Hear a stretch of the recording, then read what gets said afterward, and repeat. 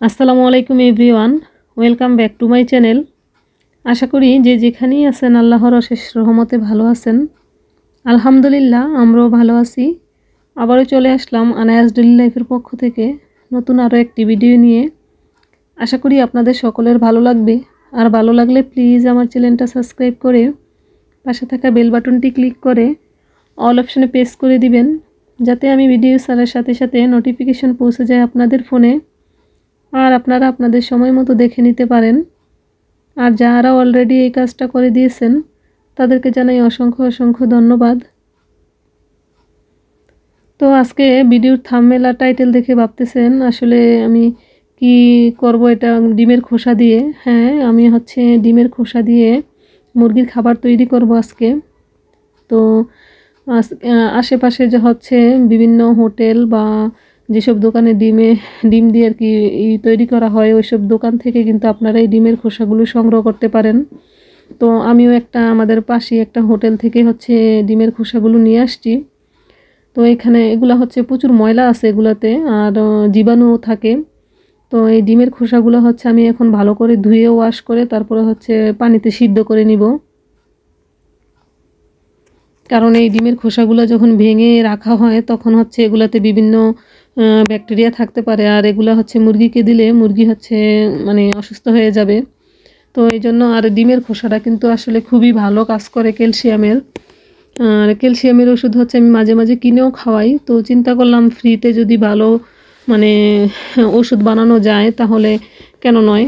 তো পাশাপাশি আমি এই যে আজকে ডিমের খোসাটাও রেডি করতেছিলাম। তো এটাই আজকে একটা ছোট ভিডিও আপনাদের সাথে শেয়ার করব। এখানে আমি এই যে ডিমের খোসাগুলো সম্পূর্ণ সুন্দর করে ধুয়ে নিছি, কয়েকবার ধুয়ে নিছি, নিয়ে এখন এগুলা মানে চুলার মধ্যে পানি দিয়ে বসিয়ে একেবারে বলক তুলে নিব। তারপর এগুলো আমি রোদে শুকিয়ে নিছিলাম।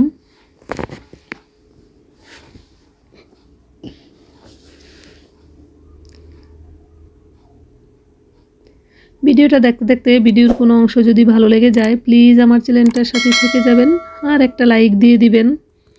আপনাদের একটা লাইক আমার ভিডিওটাকে অনেকের কাছে পৌঁছে দিতে সাহায্য করবে। আর এই ডিমের খোসাটা কিন্তু গাছের জন্য খুব উপকারী। আমি এটা মাঝে মাঝে গাছেও দিয়ে থাকি। আর এটা আমি যে এখন সিদ্ধ করে নিব।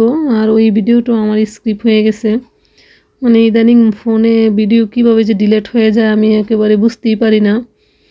আরও একটা ভিডিও করা ছিল, দেখি ওই ভিডিওটাও ডিলিট হয়ে গেছে। তো এখন এই যে আমি সিদ্ধ করে নিছি। আর এখন আমি এই যে একটা ডিশের মধ্যে নিয়ে এটা আমি এখন আজকে প্রচুর রোদ বাইরে, তো আমি এখন রোদে দিয়ে দিব।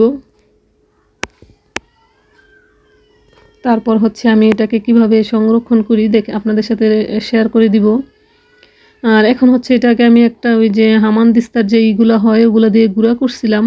তো দেখলাম একটু দানা দানা রয়ে গেছে, তো চিন্তা করলাম এগুলা এত আরেকটু মিহিন করে নেই। তো আমি চুলার নিচে কিছুক্ষণ এটা রেখে দিছিলাম, রেখে মশমশা হয়ে গেছে। এখন আমি এই যে ব্লেন্ডার করে নিব।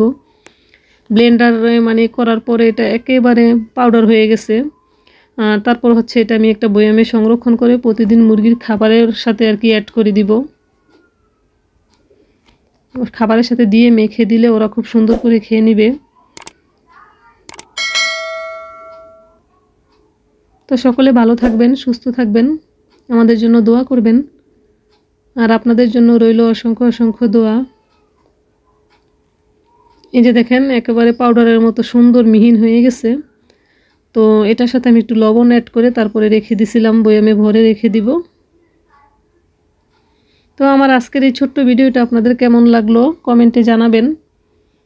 আল্লাহ হাফেজ, আসসালামু আলাইকুম।